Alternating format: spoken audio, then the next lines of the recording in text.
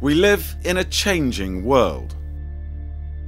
Earth has become increasingly small as advancements in technology continue and we humans stretch out our arms toward wilder places to call home. In our expansions, we also find an intersection of conflict as we learn how to live in our wild spaces, often remarkable and breathtaking, but potentially dangerous presence of nature and all of its creatures.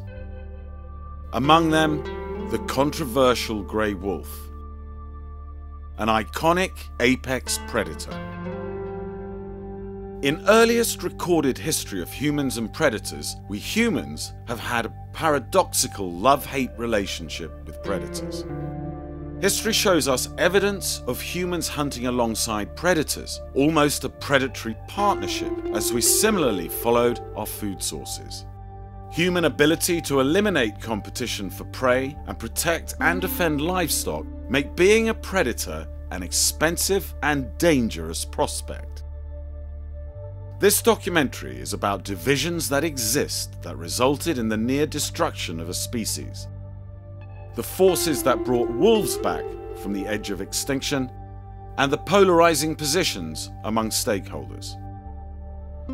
Set to the story of 11 wolves who brought the subject to our doorsteps in the mid-1990s, this story is about what future we will choose as we strive to be better and more informed stewards of this vast wilderness.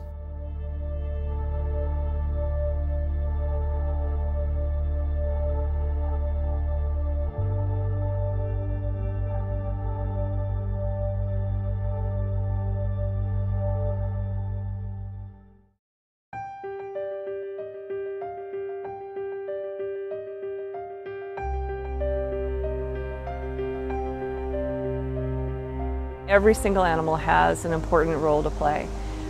We had, as a culture, as a society, had just demonized wolves and other predators.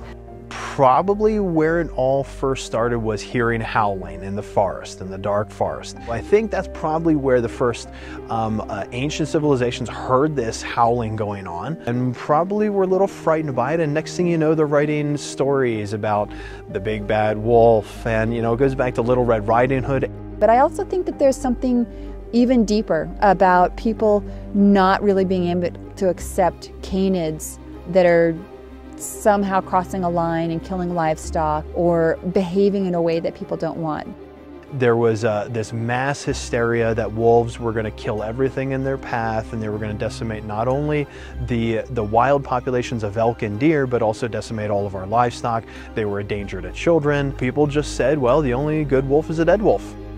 But we perceive this competition as being a bad thing and not realizing that it was such an important part of the overall circle of life. We are part of nature. It isn't what's above or what's below. It's about relationship and interconnectedness. That's probably the greatest role of a manager or wildlife management in general, is just trying to achieve a balance with a predator such as a wolf on the landscape in a fairly developed system that we have. We're pretty arrogant as a society in thinking that we could do it better or could do it by ourselves, and we need them. We need them for our ecosystems to be healthy, and nature works. The big debate today is whether wolves have a place among human populations and whether we can coexist with wolves and other iconic predators as well. They do pose a threat. It's in their DNA to enjoy that type of fresh meat. We just simply believe that you don't have to kill them to enjoy human progress. I don't see them going anywhere. I see this uneasy balance of humans and wolves finding what's a reasonable number of wolves on the landscape, and it's going to be higher in some places and lower in some places. We just have to adjust the way we live to live with them as part of this system. Wolves will probably tell or show us where they can and will function.